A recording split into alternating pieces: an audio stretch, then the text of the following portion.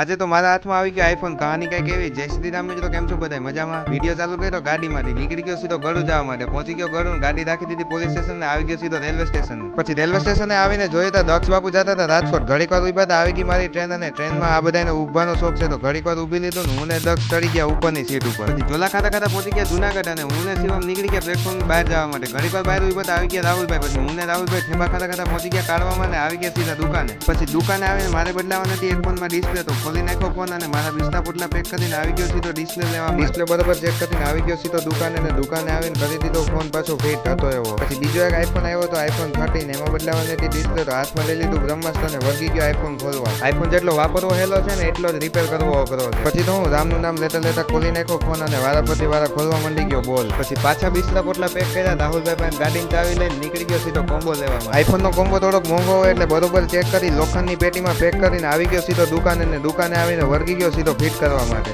1 minute પૂરી થઈ ગઈ તો હવે મળું તમને પાર્ટ 2 માં. પાર્ટ 2 જોવા માટે મારી ચેનલને સબસ્ક્રાઇબ કરવાનું ભૂલતા નહીં.